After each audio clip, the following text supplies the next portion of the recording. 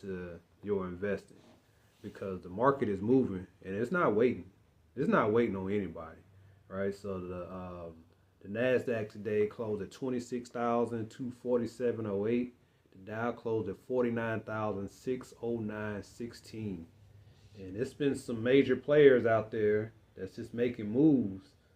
Intel, for one, INTC has been going crazy lately.